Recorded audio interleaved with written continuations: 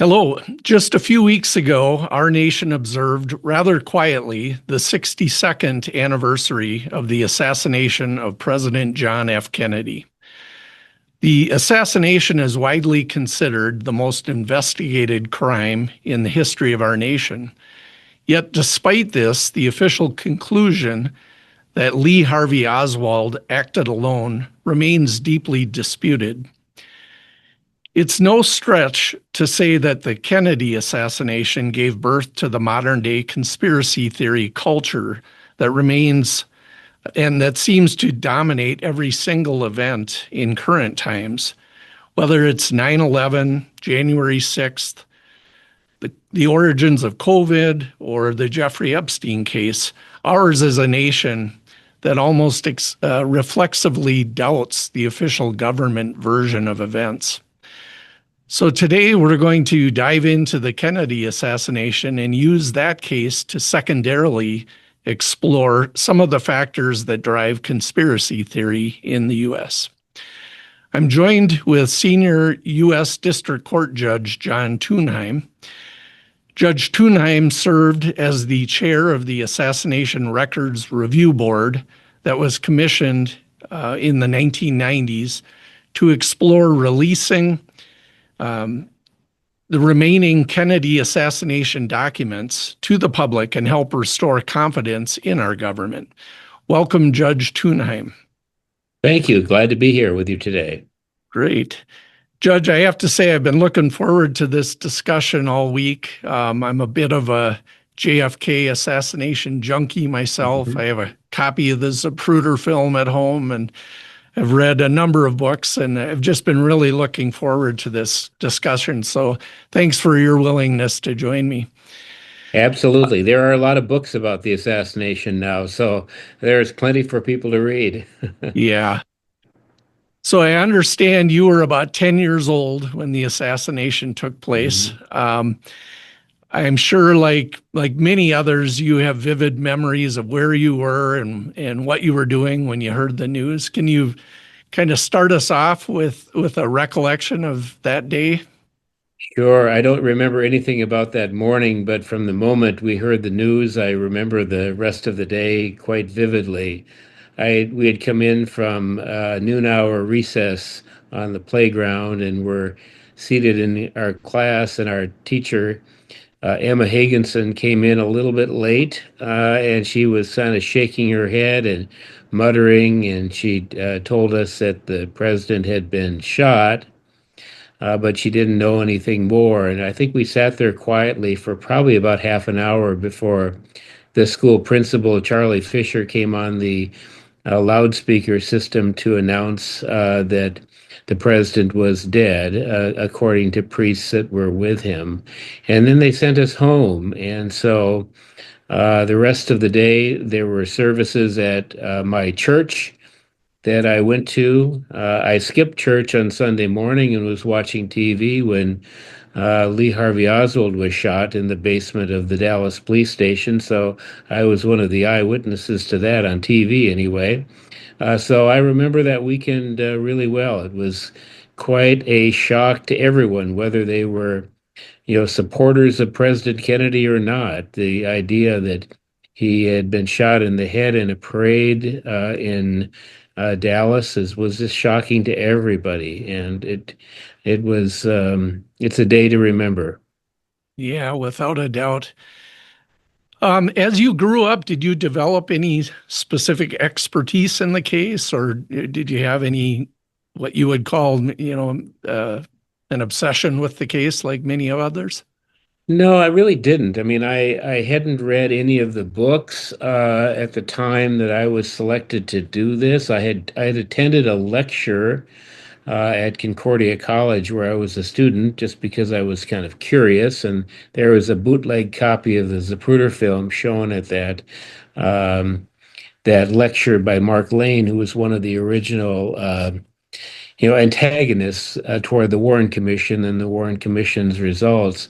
But that was really all. I had not read any books, and I told that to President Clinton when I was being appointed, and he said he thought that was perfect because he didn't want someone heading this effort who thought he knew exactly what happened. So um, I guess it was good that I didn't have much of a background in it. I, of course, was interested in it. I had worked in politics. I was on the staff of U.S. Senator Hubert Humphrey for 3 years, so I had a closeness to the system.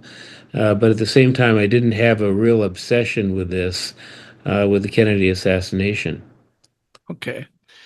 So I definitely want to dig into, a lot of the details of the assassination as we talk. But before, I want to learn more about your involvement on the board that we have talked about. Mhm. Um, Bring us back to the early 90s. Congress passed what was known as the JFK Assassination Records Act of 1992. What was the purpose of that act, and how did that establish this board that you ended up chairing? Well, as we all know, there was a lot of interest in the assassination and what had happened. You mentioned conspiracy theories. There were many that were being discussed during that period of time. And I think it all came to a head with Oliver Stone's movie, JFK, which portrayed largely the New Orleans chapter of the aftermath of the assassination. And that movie, which I remember seeing in the theaters, I thought it was a good movie. It's not a documentary, but it's a good movie. Oliver Stone came on in a trailer at the end and then said that everything in this movie is true, and it can be proven by the files that the government is hiding from you. And he strongly encouraged everyone to contact their member of Congress, and there was a kind of a deluge at the direction of the Capitol. And as a result, Congress decided they had to do something about this and had to get the files released. There was initial reluctance by President George H.W. Bush, who, of course, had been director of the CIA at one point in his career. He thought it was unconstitutional. It was an invasion into the president's right to control executive branch records. So the Senate, which largely drafted the bill, did it very carefully to make sure that it didn't really infringe on presidential power. Ultimately, the president would have the final decision on any of our records decisions. He could overrule us at any time, and that was one of the reasons it made the act constitutional, because it did not take the ultimate power away from the President of the United States. So that was the context of why it was enacted. It became a campaign issue in 1992. President Bush had come out strongly against it. Uh, Governor Clinton, running against him, was strongly in support of releasing the documents. And President Bush changed his mind over the course of the campaign. They were both in favor of it at the end. The law was passed right before the election in 1992, signed by President Bush, but he did not really implement the act, even though he had the requirement under the act to do that. He left it alone, and it left it to President Clinton to get the act moving. Yeah, so I understand the board didn't actually get up and running until about 94. Is that correct? That's correct, because even though the appointments to the board, the five-member board, were supposed to be made within 30 days, it was not. And President Clinton and his staff didn't get to the issue till the following spring, which would be the spring of 1993. And it took, most of a year to get through the entire process of recommendations being made, decisions being made. We had to be confirmed by the Senate, which meant hearings and, a mountain of disclosure forms and all the things that go along with being confirmed by the Senate. And then when we were finally confirmed, there was no appropriation, no building, no nothing. So I had to beg some money from the White House from some slush fund that they controlled, and we had enough money to start before Congress could give us our own appropriation. Interesting. So, how did the members get chosen? Did you all apply, or were you? How did that whole process come about? Yeah, it was a little mysterious. The way the law was set up was that the Senate had to confirm the members, and I think, truth be told, they were suspicious of President Bush. They didn't want him to appoint, um, people who were associated with the CIA, for example.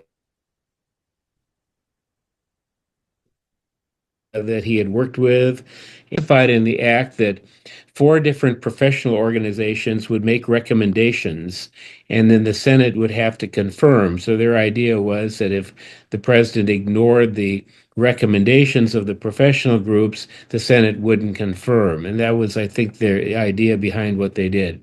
The American Bar Association was one of the four organizations. There were two historical associations and one archivist association, Professional Archivists Association. And then the fifth one was to be the president's choice, basically.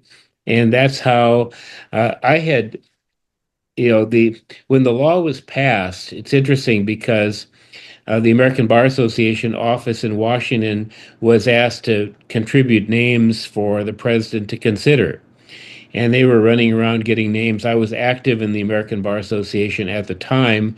They put my name on the list, and they told me about it later. I thought, oh, well, that I wasn't expecting to be appointed to anything by President Bush, and I largely forgot about it until one day I walked into my office the following spring, and there was this big stack of disclosure materials on my desk. And what in the world is this all about? And I called a friend of mine who was working at the White House. He said, "Oh, the president hasn't called you?" I said, "No, what is this?" And he said, "It's something about the Kennedy assassination." And I remembered the missive I'd gotten the previous fall, hoping it was okay to throw my name onto that list. And they resurrected the list, and the president chose my name from that list. And that's how I was appointed. The fifth person, the president's choice, was really interesting because he was a retired history professor, chairman of the department at Columbia University, and a presidential historian who I loved working with. He was the kind of person who was often sitting on the roof of a building in Washington during the inaugural parade and telling stories about presidents in the past. And I think that he probably was appointed through the George Stephanopoulos connection that President Clinton had. But we were all from kind of different areas. I was the only lawyer on the board, and that was a specificity of the Senate that one of the five had to be a lawyer. Okay. Yeah, and I guess I want to make clear you were not a judge at the time. You were working with Yeah. the Minnesota Attorney General's office. Right. I was the Chief Deputy Attorney General at the time in 1994 when this kind of came about, and I was appointed in 1995 to the judgeship. So the last basically 2.5 years or so, I was both a federal judge and the chair of the Assassination Records Review Board. Okay. I tried to resign when I became a judge, but the Justice Department sent my letter back with a big red line through it, saying this is a temporary job. Our rules are that if you get appointed to another job and you're still in a temporary job, you don't have to resign. And we don't want to. It would take us, uh, at least 2 or 3 more years to get someone else through the Senate. So you better keep the job. Perfect.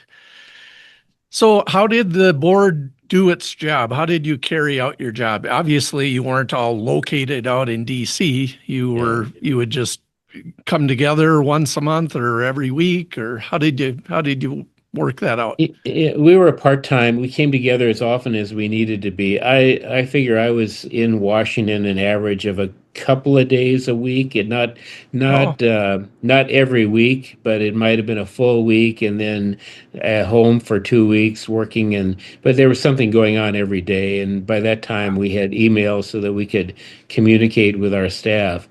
First job was to get a staff, hire an executive director, and we had about 30 employees eventually working for us, and get office space in Washington and start public hearings. We had rules that we had to write. There's a lot of work to do before we could look at the first records that agencies were required to hand over to us. Okay.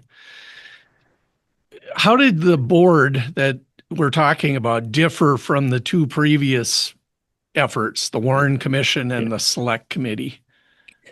We were not obligated to determine officially what happened. The Warren Commission, their goal was to investigate and determine, to the best of their knowledge, how President Kennedy was killed and by whom. And the House Select Committee on Assassinations, which also investigated the Martin Luther King Jr. murder, was also obligated to try to figure out what happened. We did not have that burden. Our goal was to find all of the records we could find and release as much of it as we possibly could. We had a statute that had standards written into it that were very pro opening the records, shall we say. It was a standard. We had to analyze the public interest in every record and weigh that against potential damage. And we released nearly everything we got our hands on. There was some information protected, which was supposed to be released in 2017, but most of our redactions had release dates attached to them. For example, if we were concerned about releasing the name of someone who had been a confidential informant for the CIA, especially if that person or their family came to us and said that they would be in danger if people knew that that's what they had done. We did an estimate of when that person most likely would no longer be alive, and put that date in so that the name could be released after the person was deceased. So we did things like that to make sure that we could open as much as possible. Okay. So I've read that during your time, the board found an additional 30 or added an additional maybe 30,000 pages or documents, and opened up or unredacted another 27,000, something like that. So Yeah, it's close to 60,000 pages of additional stuff. Yeah, and a lot of there's a lot more records than that in the files. There's about over 6 million pages of records in the Kennedy assassination collection at the National Archives.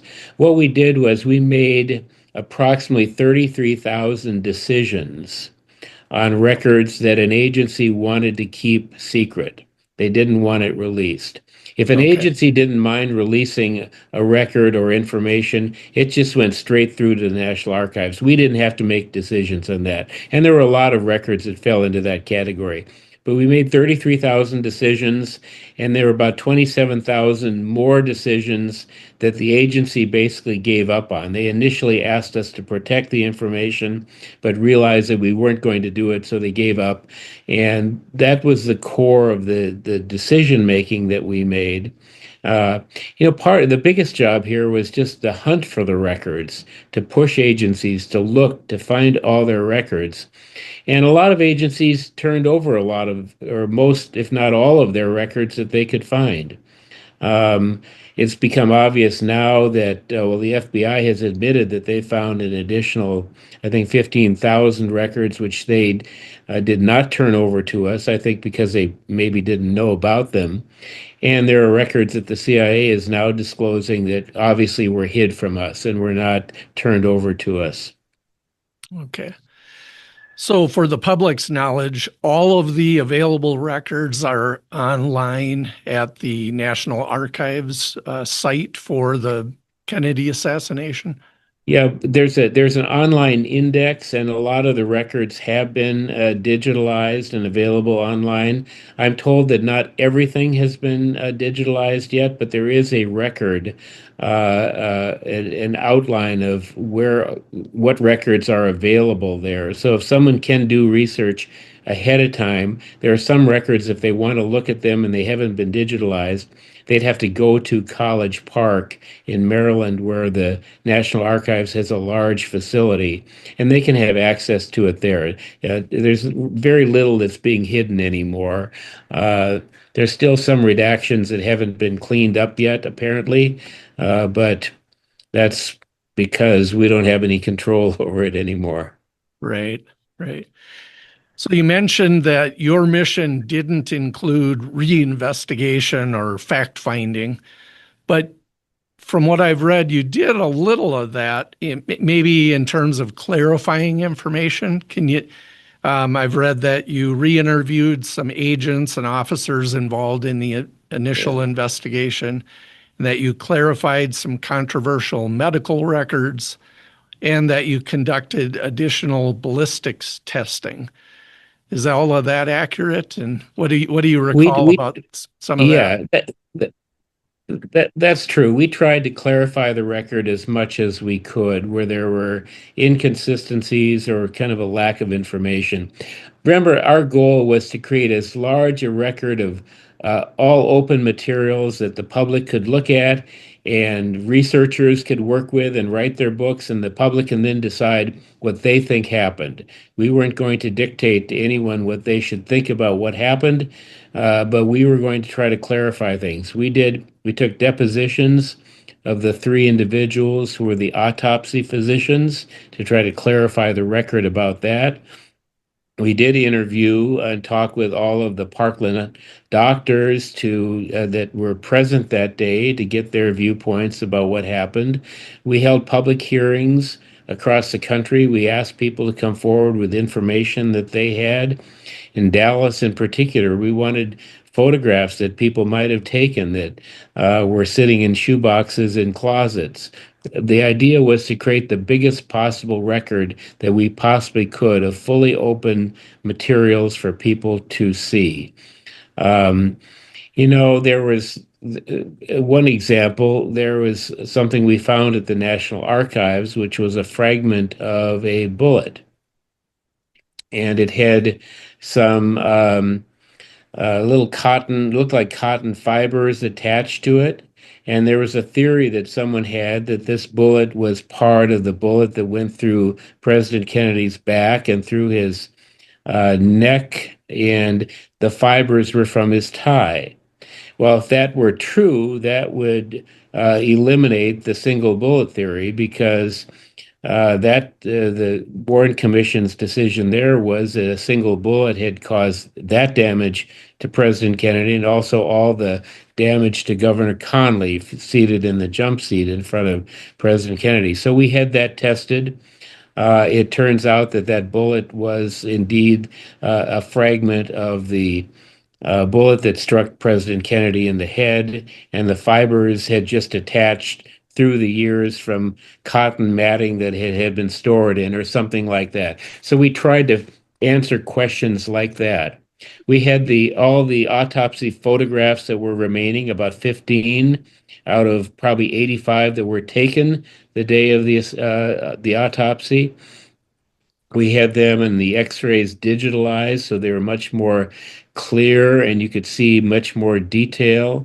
And we brought in medical experts to look at them and tell us what they saw, so we could kind of try to clarify the record with the modern digitalization that we can do now that wasn't present in analog pictures taken back in the 1960s. And so we did things like that to try to do our best to clean up the record as much as we could. Obviously, people working with the records today can probably clean it up even more with DNA evidence that's available today that wasn't as precise in the 1990s. So overall, do you feel like the board succeeded in its mission to, open up as much as possible and try to restore some confidence in the official version of what happened? Yeah, I'm not sure anyone's ever going to restore too much confidence there. Too many people do believe that there was a conspiracy, and I understand that. I mean, this is a death of a popular young leader American president is always one of the most important people in the world, and people want to believe that it was something more sinister than just a 24-year-old firing a rifle from the place where he worked. Um, and so, but I do think that we created a huge record for people to review. Um, we had some drawbacks. One, we were supposed to be a temporary agency. When you're a temporary agency, you have agencies like the CIA who can say and think, oh, well, we'll just wait these guys out. In a few years, they won't be around anymore, and we won't have to worry about turning over information that we don't want to turn over. That was a drawback. We couldn't hire anyone that had worked for government agencies. That was a drawback. I mean, I would write the statute a little bit differently if I would have the opportunity to be at the Senate and be part of a redo. I wouldn't have, I would have made it a temporary effort, but I wouldn't have limited the number of years because we could have used probably at least 2 more years to finally get at some of the information that we couldn't get at during the time we were in office. And now you're seeing some of that information come out of the CIA. I still think there's more there, but they were not entirely truthful with us in terms of answering questions and turning over all the information. Now, does that mean the CIA was involved in the assassination? Well, not necessarily. I think that what it means is that they knew a lot more about Oswald than they've ever been willing to admit in the past, that they were trailing him, that they knew all about him. It doesn't prove a conspiracy that they were involved in. What it does prove is that they were hiding perhaps their role in knowing more about Oswald, maybe not doing enough to prevent the assassination, that kind of thing. I don't know, but I've been kind of distressed to see the records that we had been pushing for and the CIA said did not exist are now appearing. Okay. Are they appearing as the result of President Trump's executive order earlier this year? Well, in part. Okay. I don't know that. I mean, I think that there had been information released by his executive order. I think more of it is coming from a House committee, House of Representatives committee. Representative Luna is the chair of it. She's from Florida. She has been pushing and pushing and pushing. I testified in front of that committee back in April. Others have as well. She was wanting to know what she should be looking for because she wants to create a complete record. I think probably these latest releases are more the result of her persistence as opposed to the president's order. But the president's order clearly has helped. Well, I'd like to dive into, if you've got some more time, dive into some of the conspiracy theories and Sure. facts of the case. And I thought Absolutely. maybe in order to do that, I'd lay out a brief timeline of events so that we can refer back to them. On Friday, November 22nd, 1963, the president was on the second day of a 2-day 5-city campaign trip in Texas. Shortly after noon, the president, the first lady, the Texas governor, John Connally, and the governor's wife, Nellie, began a 10-mile trip from the Dallas airport to the Trade Mart where the president was to attend a luncheon and make a speech. At about 12:30, while driving downtown Dallas, they were driving past the Texas Book Depository and Dealey Plaza when 3 shots rang out. President Kennedy was struck twice, once in the upper back, exiting through his throat, and once in the head, proving fatal. Governor Connally was struck once in the back, exiting through his chest, and then that bullet going through his right wrist and lodging in his left leg. The assassination was filmed by a citizen using a 8mm film camera, and this is known as the Zapruder film. The motorcade rushed to Parkland Medical Center, where the president was pronounced dead at approximately 1 p.m. At about 1:14 p.m., Dallas police officer Tippit stopped Lee Harvey Oswald, an employee of the Texas Book Depository, as he walked on a sidewalk about 2.5 miles from the assassination scene. Oswald eventually pulled a revolver and shot Officer Tippit 4 times, killing him. Oswald then tried to hide in a movie theater but was arrested by Dallas police at about 1:51 p.m. Back at the book depository, law enforcement located the sniper perch on the 6th floor of the book depository, along with the rifle and 3 expended casings. At 2:30 p.m., Vice President Johnson was sworn in as president aboard Air Force One.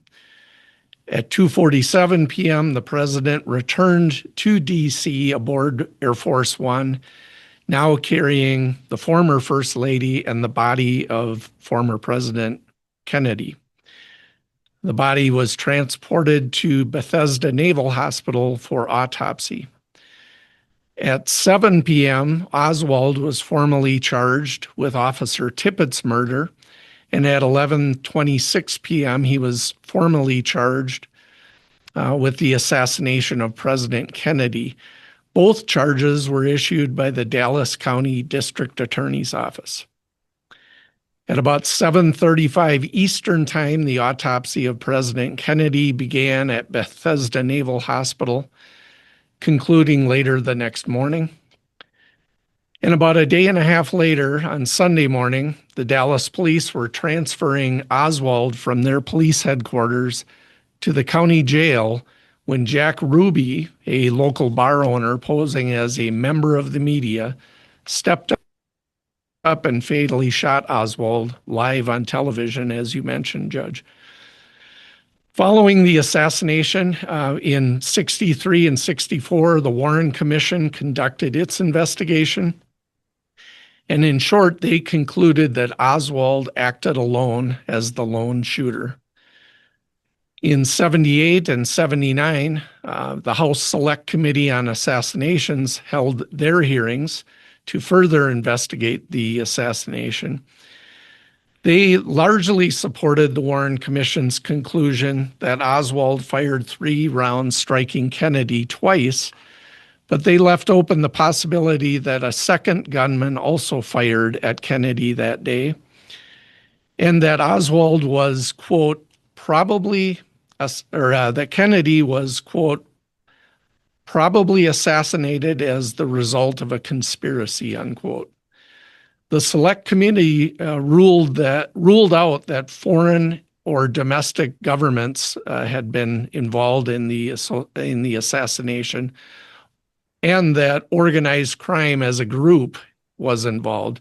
However, they concluded that the evidence did not preclude the possibility that individual members of the mafia or organized crime were involved.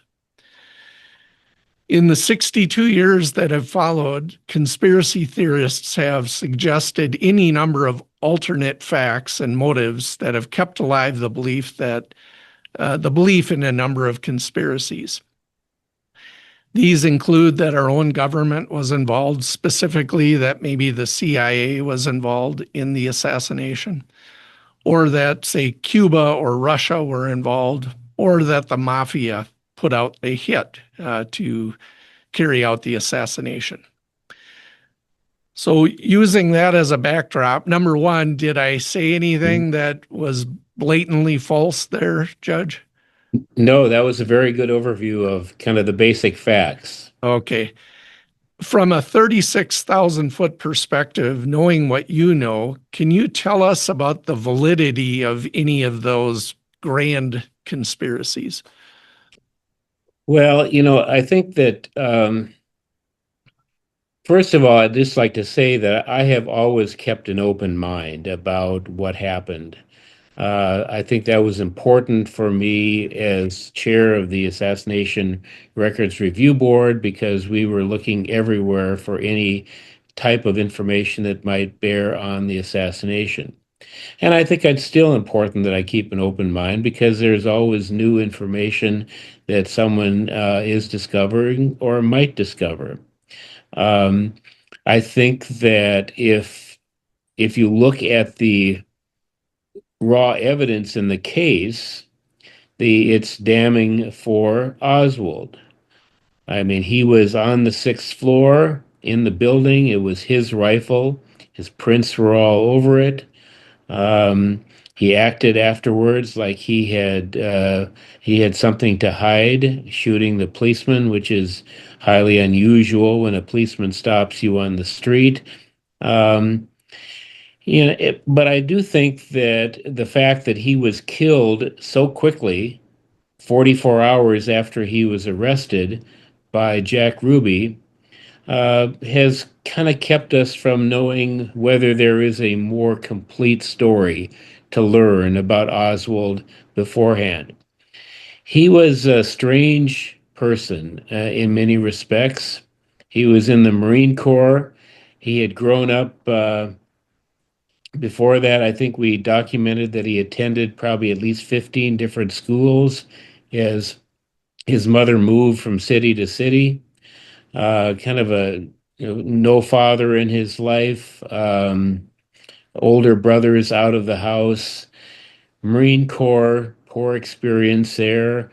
He declared himself to be a Marxist. He went to the Soviet Union. They let him stay, where he was surveilled closely for 2.5 years before he left to go back to the United States. He couldn't really hold a job very well. He was in New Orleans. He was a demonstrator on behalf of Fidel Castro. Got into a fight, was charged in court, where, by the way, there were 4 CIA people in the courtroom the day his case was handled in county court there in New Orleans. Um, about 6 weeks before the assassination, he made a very strange bus trip to Mexico City where he went to the Soviet and the Cuban embassies seeking visas to return through Cuba to the Soviet Union. A lot of things that were very strange about him. He and his wife were separated at the time of the assassination. Um, so the question always has been, did he have connections with people in advance? Did someone suggest to him that he should do this? He was dead after 44 hours, so no one really had a chance. He claimed he was a patsy during the two brief interviews that occurred with law enforcement. They were moving him not to expose him to danger, but to try to protect him because he was in the city jail where reporters 10 feet away, could holler questions at him. Um, it was really a very insecure place as they moved him around from one room to another, and fully in view of members of the public who milled around in the police station. They're going to take him to the county jail, which was more secure. And Jack Ruby kills him. And Ruby said that he had a bigger story, but he said that if he said anything about it in Texas, he'd be killed, and he wanted to be moved to Washington, and they wouldn't move him to Washington. I think there would have been a way probably to get more information from Ruby had they been willing to offer him a plea deal, but they didn't want to do that. They wanted to convict him and then execute him, of course. Um, so strange things about him. I think the Warren Commission investigation was exhaustive. They relied on the FBI for a lot of their basic investigatory facts. The FBI that at the time was controlled by J. Edgar Hoover, who clearly did not want a result, at least broadcast to the public, that either the Soviets or the Cubans were involved. He notoriously protected organized crime during his career, so there are all suspicions about that. The lawyers working for the Warren Commission were really good. That was an exceptional group. Some of the best lawyers in America had volunteered, and young lawyers who were really, really superior worked for that. So they were really good. Um, But the CIA shared nothing with the Warren Commission, absolutely nothing. And the CIA was out there investigating as well. The Warren Commission didn't know about our secret attempt to have Castro killed. So part of the problem with the Warren Commission is not all information was available to them. They were not an investigative group, a special prosecutor as we know today.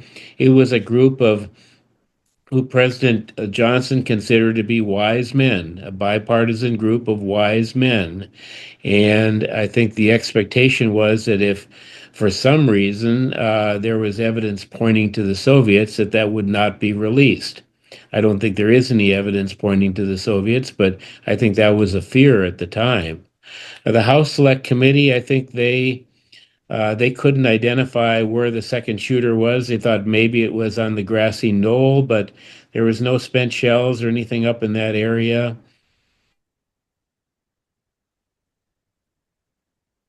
Uh, they actually a sound analysis of open mics on police motorcycles that were being recorded back at the Dallas police station. And there were two of them that were open. They had a hard time synchronizing the two because one was skipping. This is a time long before the kinds of recordings and digitalized versions that we have today. This was police motorcycles keeping microphones on instead of turning them off. They thought they heard as many as 6 or 7 shots. That analysis has never been firmly confirmed as of today. Experts go back and forth on what they hear. I don't think that it was likely that they were actually hearing additional shots.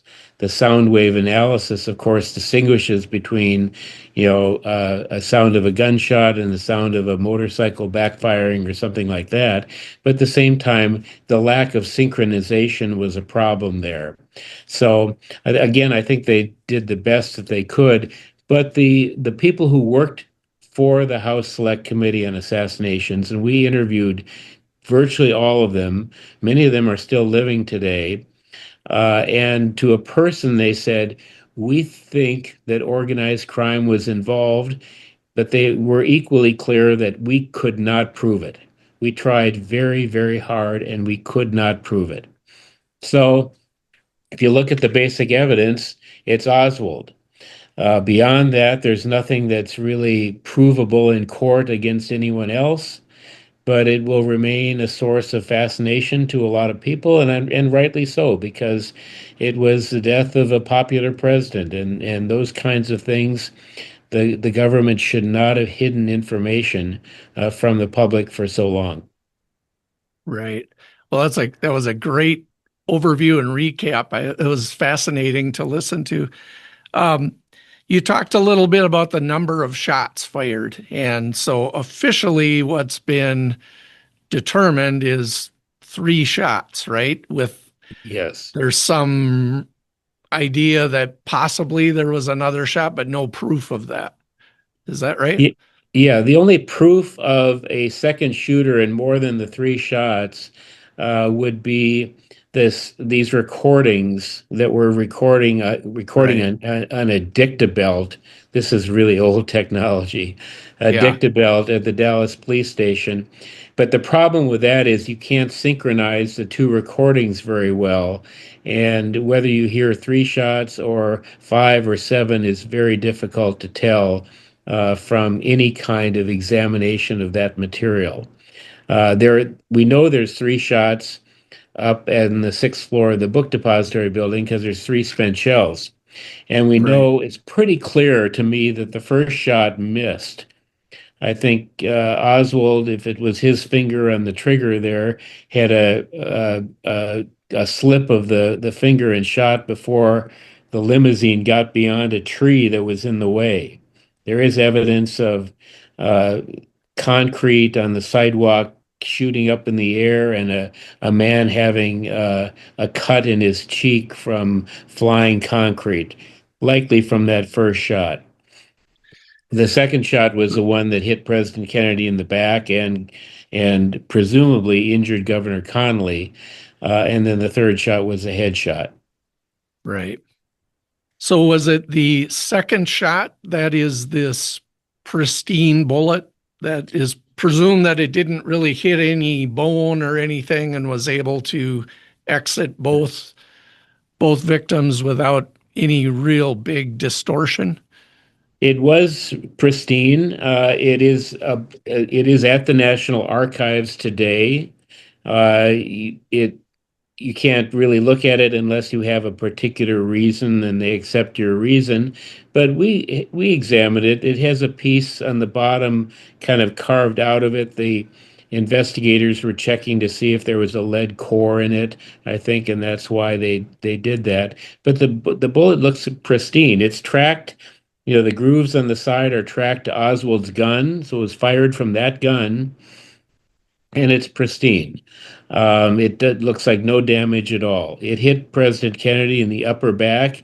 It may have nicked his edge of his vertebrae going by a bone. It exited his throat. And we know, you know, the throat wound doesn't look like an exit wound, but they did a tracheotomy at the hospital to try to keep him breathing in the emergency room. So the exit wound was obliterated. Right. But once the photographs were digitalized, the back wound is clearly an entrance wound. Any expert looking at it would say it's an entrance wound. And then it penetrated Governor Connolly's body 3 times. Seems hard to believe that it didn't smash a bone in his wrist because wrists have a lot of bones in there. Yeah. Um, I don't, there was some suggestion that Governor Connolly's body, he was dead by the time we did this, should be exhumed to see if he had, damage in his wrist from this bullet. His family did not support doing that, so it was not even close to a decision to try to do that. But it was found in the stretcher that one of the stretchers, they took 2 stretchers in. I think it was found on the stretcher that Governor Connolly was on for a short period of time, came out of his leg, which did have some damage. It did go through part of his leg.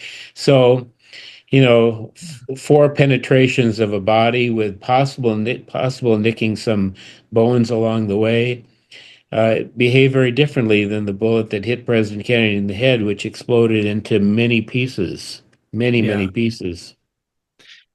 I'm sure you've heard of the report. It was about a year ago. One of the retired Secret Service agents has come forward to say that he actually placed that Yeah. pristine round on President Kennedy's gurney. And then some of his fellow Secret Service agents have cast doubt on that story. But are you aware of that whole development and how does that Yeah. play into your thoughts? Yeah, Jim Landis, who was a brand new Secret Service agent at the time. That was an interesting story. I read the book that he wrote about it.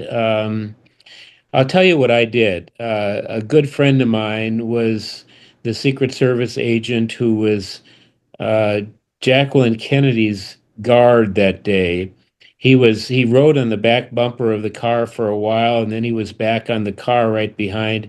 He's the one that you see in the Zapruder film running to the presidential limousine, and then eventually getting there moments late for the headshot. But then, spread eagle over the president, Mrs. Kennedy, on the way to the airport. Clint Hill. Clint He died. Hill. Yes. Yeah, he Okay. died in February. Okay. But I had a long discussion with him about this. He didn't believe it. I mean, his view was that all of the agents wrote up exactly what had happened right after the assassination, and Landis had not mentioned anything about this. Um, and so he thought that it was highly unlikely that this could have happened this way. And so I believe Clint. Yeah. He was a remarkable man, actually, and he's the only one that realized what was happening that day and did his level best to get to the limousine on time. And he had Right. 40 years of extraordinary guilt in his mind as a result of all of this, which he finally came out of and has written some really good books about the assassination. And 5 Days in Dallas is a really good book. It's his eyewitness account of what happened. So I don't, yeah, I hate to say I don't believe it, but it's hard to believe that. Um, and even if it was true, I don't think it changes the story at all. It I still was just is, going to say that as a former investigator, I can kind of follow, let's say it is true. yeah, A doctor claims he just found the bullet on a gurney, right? They didn't yeah. pull it out of Kennedy or out of Conley's leg. No, they So didn't. it's possible it is true, and if it is true, it really doesn't change the fact Yeah, that I don't think it. bullet. I don't think it changes anything either. I think it. Right. It's an interesting story. Caught in the seat back cover, Yeah. but at the same time, Clint did not believe it, and his mind was very strong right until the end. He knew what had happened, and his books I think are very well written. Great.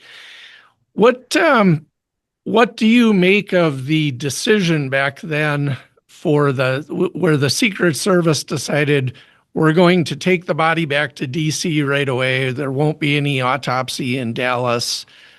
And then the autopsy is conducted later in DC by what is reportedly, maybe less than qualified medical examiners. Well, believe it or not, in 1963, it was not a federal crime to kill the President of the United States. It was a state law murder case, just like any other murder on the street. Therefore, the prosecuting attorney in Dallas, the district attorney, had the ability to make a decision on who gets prosecuted for the murder, and it meant that the autopsy should be done there in Dallas by the medical examiner there. In fact, the Secret Service was aware of this potential problem. The medical examiner there had gone to court already to get a court order requiring the body to remain in Dallas. He shouldn't have had to do that because it should have been, because that was the law at the time. And Secret Service ordered up a casket, and they raced off to Love Field with, I don't know that the medical examiner was following them, but the sheriff's office there was trying to assist the medical examiner. It seems very unseemly to fight over the body of a dead president of the United States. But Right. that kind of what was happening. They actually destroyed the casket they had purchased because they didn't know how to unhitch it from the back of the hearse that they drove off to the airport with. So part of it was destroyed, and they had to buy a new one in Washington. Um, but it turns out that maybe it should have been done in Dallas. I don't know how much expertise that medical examiner had, but the three who did the examination at Bethesda were hurried. There were military officials in the room pushing them to get done quickly. Uh, Jackie and Robert Kennedy were there in the building in the next room, urging speed because they wanted to bring the body back to the White House. The president had clearly had Addison's disease, which would have been discovered during an autopsy. He had lied about that, and they didn't want that to become public. So there are all kinds of reasons for doing this really fast. The widow was in the next room, anxious to return to the White House, and so they did it probably faster than they should have. There are photographs that have gone missing. Autopsy materials were basically handed over to Robert Kennedy afterwards, including the photographs. They eventually arrived at the National Archives. Only about 15 of them were eventually there out of what I think we determined that about 85 pictures had been taken by the photographers who were there during the autopsy. So, I mean, that that adds another layer of confusion here to the whole story. Did they cover up something in the autopsy? From the photographs, it's pretty clear it was pretty clear from the photographs and the X-rays to the medical experts that we had examined the newly digitalized material that the head wound had entered at the top of the back of President Kennedy's skull, and they called it a trenching wound, that it just trenched along the top of his skull. Perhaps the bullet itself never touched brain tissue, Okay. but the shock waves from the bullet, which broke open his skull, a big flap opened up, and you can see that on the Zapruder film, and you can see that in the some of the autopsy photographs. Um, the shock waves from the bullet probably destroyed a lot of brain tissue. As a matter of fact, he was probably brain dead instantaneously from a shot that caused so much damage to his skull, but perhaps never even touched brain tissue. Right. You mentioned something that I have read in some conspiracy books about the casket. And the book I read talked about how, and it showed pictures of one casket being loaded onto Air Force One and a different casket coming off, and that kind of lent to the conspiracy theories that they were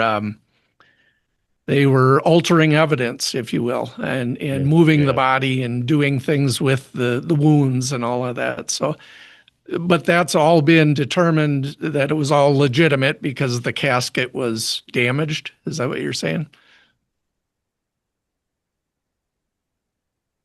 It was damaged pretty severely. It was kind of broken open on one side because they didn't know how to unhook it. Apparently, there's some I don't know much about it, what's done, but there's latches that they didn't know how to unhook, and they were in such a hurry because they were worried that the sheriff's office and the medical examiner was hot on their tail.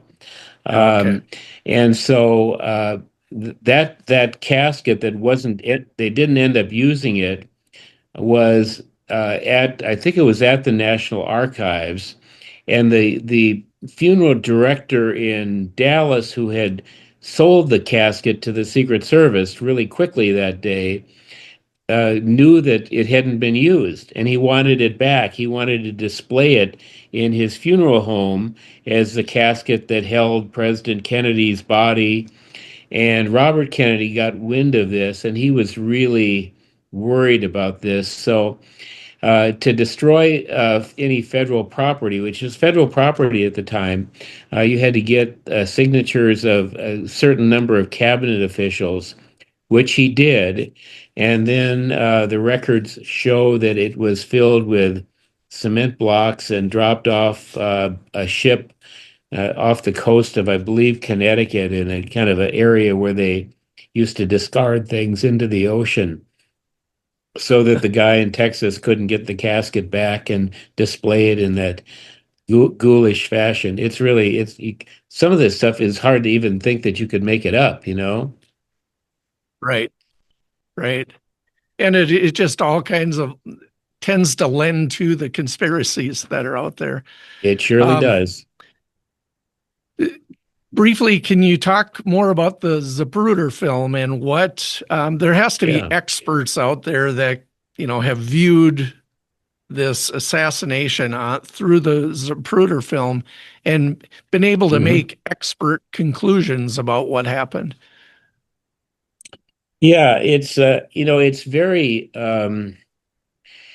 you know, anyone can watch it now. I think you can purchase a DVD of it, and it's been enhanced, and there are all kinds of versions of it on the internet, I imagine. But the real thing, which the original is in the National Archives and is in government hands. We unfortunately had to take it in the constitutional sense from the Zapruder family. Um, and so the original is there, and it's in perfect storage, so it wouldn't disintegrate over time. But the film, you don't see the first shot hitting because the limousine is behind a freeway sign. Hmm. You see the president reacting, and we know that it took experts of the FBI about 2.5 to 3 seconds to accurately fire that rifle. It was a bolt action rifle. Nothing automatic about this rifle. It was an Italian infantry rifle that Oswald purchased through a mail order gun store in Illinois. It had a 4-power scope on it, so the shot was made much more easy by that. But it's a bolt action rifle. You can't shoot a bolt action rifle that fast. You have to pull the bolt out and expel the old shell and push the new one in. 2.5 to 3 seconds is about as fast as the FBI marksman could accurately shoot that rifle between shots. So you can figure out the time between shots. And you look at the film, you see President Kennedy having reacted, his arms go up. It's a reaction to being hit in the area of the spinal cord. Um, and you see Conley's reaction, and so you can decide for yourself, is Conley reacting to being shot, or was he hit by a separate bullet at a separate time? That's the dilemma everyone has looking at it. And it you can the film has the number of the each of the images up in the corner, so you can tell how long it takes, even if it's a slow motion version of the film. You can see the time between the various frames of the film. And it sure looks like Conley was reacting significantly to pain long before the time that Oswald could have shot a second bullet at him, seated right before President Kennedy. So, I mean, you can determine, some people say, well, it's a shot that came from a different angle to him, but you can line up how the bullet can go through both of the bodies. I think the pristine nature of the bullet is more of a problem in my mind, but you can see the trajectory of the bullet, how it could have done the damage that it did. Right. It's the pristine nature is more of a problem, but there's no evidence that any shot hit either man from the side, which would have been the grassy knoll area. So the Zapruder film, if anyone is interested, they should watch it. They should watch Yeah. and determine when they think Conley is reacting to being shot, because that's the key point that Arlen Specter and the other lawyers made that determination when they came up with the single bullet theory. Sure.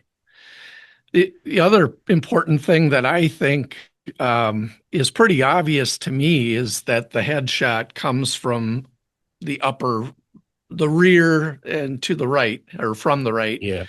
because the head swings around as if it's hit from the back and it swings around. And I've always found it a really weak argument that the conspiracy theorists say, well, that's obviously a shot from the front. And I'm just wondering, have there been Yeah. experts that viewed the film that have weighed in and said, no, that's clearly a shot from the rear? Yeah. I mean, the part of the argument there is that his head kind of shoots back when he's hit in the headshot. Um, Experts will say that we don't have a lot of information on how a body reacts to a headshot. It's not often on film. Um, and the neurological reaction to being hit in the head is not predictable. The the autopsy photographs and the X-rays taken after he died show an entrance wound at the top of the back of the head, right back here, which is consistent with Oswald's gun. Um, Okay. it broke into many pieces, so you don't have a path of a bullet. It hit skull, obviously, and broke into pieces. Um, but nowhere can you find evidence that a shot came from the side or the front. Um, Maybe someone will say that, well, that evidence must have been destroyed then. Well, you can always say Yeah, it wasn't that. But the best evidence is a headshot from the back that's consistent with Oswald's firing path, which was a pretty easy firing path because he was on the sixth floor and the limousine was on a downward plane. So, in all likelihood, he didn't even have to move his rifle up and down. He could keep it on a level plane because the car was going downhill. And right. the limousine actually slowed right at about the time that he was hit by the headshot, a little bit before, because the driver was turning around to see what the commotion was in the back seat instead of stepping on the accelerator, which is what he should have done to get out Yeah. of there as fast as possible. Well, there are just so many things that we could talk about. But in the interest of time, we won't go into them. But if anybody's listening and wants to look into things such as Oswald it's almost been determined for sure that he shot at and almost killed an army general with that same rifle, what, seven Yeah. months earlier? Yeah, Think, Edwin Walker, he was being investigated by the FBI for that. wow. So there's just all kinds of things that make it pretty concrete or assured that Oswald was the shooter and used that rifle. But maybe to start wrapping things up here, given all of the conspiracy theories that are out there, what would you say, knowing what you know, what's maybe the most troubling one in your mind, the one that has the most legs? Well, I think, I've always thought that their organized crime is suspicious in all of this. Jack Ruby had connections to organized crime. There was organized criminals, mafia leaders who were very angry at the Kennedy family, at Robert Kennedy in particular. Um, he and Jimmy Hoffa had battles. It was there's stuff there, and it doesn't take much to get a conspiracy. You could suggest to someone that they go rob a bank, and if they go rob a bank, you could get charged with conspiracy because you suggested it to the person. So, but I respect anyone who wants to dig into this and try to figure out themselves what happened. I think that's just fine. That's your right as a citizen in this country. And you don't have to take what I say or what anyone else says about what happened. You can figure that out yourself, and I think that's important. That's a right we have in this country to make up our own minds about what happens. And we do have evidence of the government hiding information for a long period of time, and now we're finding out the CIA hid even more information, and that's suspicious in and of itself, I think. But it doesn't prove anything yet, other than the fact that the CIA was hiding a lot more information that they knew about Oswald than they fessed up to, either to the Warren Commission or to the Assassination Records Review Board. So the conspiracy inclinations of Americans or people around the world, I think that's just fine. I mean, I just figure it out yourself. You got plenty of people telling you what they think happened, but if you're interested as a person, you should figure it out yourself because you have a right to do that. Sure. Well, as we say goodbye here today, as an expert, what would you recommend? Are there some books out there that you highly recommend reading? I know there's Gerald Posner's book. Yeah, I forget the name of it, but Case Closed or something like that. it is. Yes. Hmm. I know that's a widely respected book. I don't know how you feel about it, but where would you point people to learn more about the assassination? Well, I think Gerald's book is good. It reads somewhat like a legal brief. He's concluded what happened, and he writes well, and it's a well done book. If you want a very good and well-written defense of what the Warren Commission did with appropriate criticisms. I think Gerald's book is good. There's so many others and so many good authors out there that have written. They have different viewpoints.